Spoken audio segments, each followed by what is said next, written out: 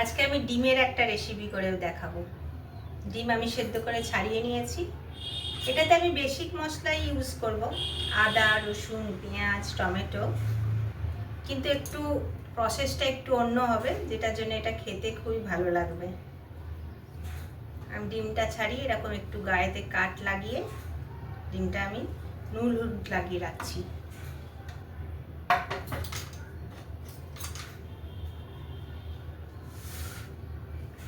আমি পেঁয়াজটা ছাড়িয়ে নিচ্ছি।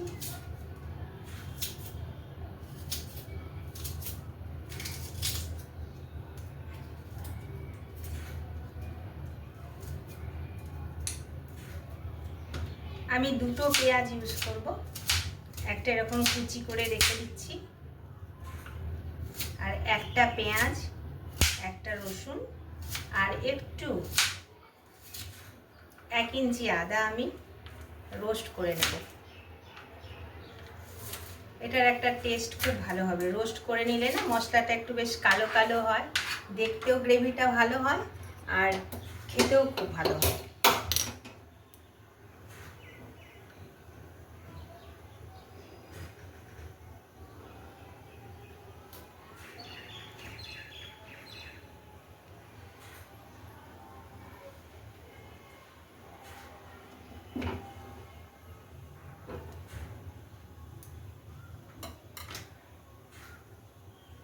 এতটা আদা দিলাম, একটা পুরো বড় রসুন দেব,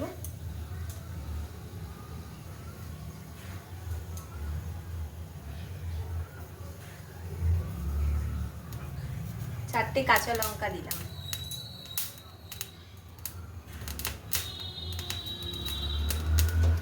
এই অর্ধেকটা পেঁয়াজ আমি দেবো।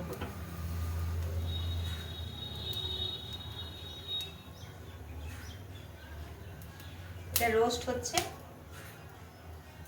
আমি একটুখানি ধনে পাতাও এটাতে ইউজ করব, ধনে পাতাটা কুচিয়ে রাখছি।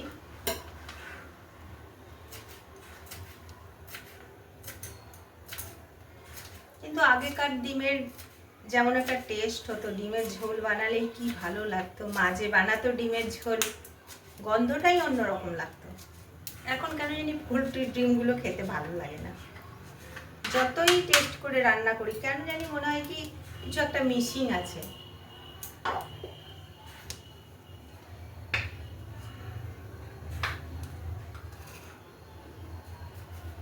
ডিমেতে একটু নুন হলুদটা লাগিয়ে রাখি।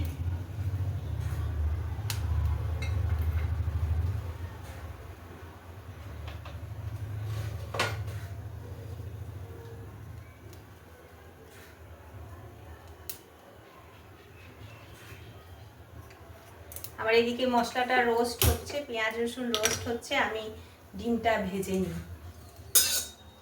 রান্নাটা কিন্তু আমি সর্ষের তেল। আমার কিন্তু মশলাটা কষানো হয়ে গেছে, এবার আমি এটাতে ডিমগুলো অ্যাড করে দেবো। ডিমগুলো অ্যাড করে আমি কিন্তু আঁচটা কমই রেখেছি। ডিমগুলো অ্যাড করার পর আমি 5-7 মিনিট ফুটিয়ে নেব। এখানে আমি একটুখানি নুন আর একটু হলুদ দিয়ে দিয়েছিলাম মশলার সাথে, এখন একটু চেক করে নেব আমার নুনটা ঠিকই আছে। এটা তো বেশি ঝোল হবে না, এটা মাখা মাখাই হবে। এবার আমি ধনেপাতাটা অ্যাড করে দেব। ধনেপাতাটা অ্যাড করার পরেও আমি একটুখানি ফোটাবো 2-3 মিনিট। তারপর এটাতে আমি 1/2 চামচ গরম মশলা আর 1/2 চামচ গোলমরিচ অ্যাড করে দেব। গোলমরিচের গুঁড়ো এটার মধ্যে দিলে বেশ খাওয়ার সময় মুখেতে একটু একটু পড়লে খুব ভালো লাগবে খেতে। আমার এই ডিমের কষাটা একদম রেডি। এই প্রসেসে বানিয়ে দেখুন, একটু ভিন্ন স্বাদের লাগবে, বেশ ভালো লাগবে খেতে। গরম ভাতের সঙ্গে কিংবা রুটি পরোটার সাথেও এটা খুবই ভালো লাগবে। একবার নিশ্চিত বানিয়ে দেখুন।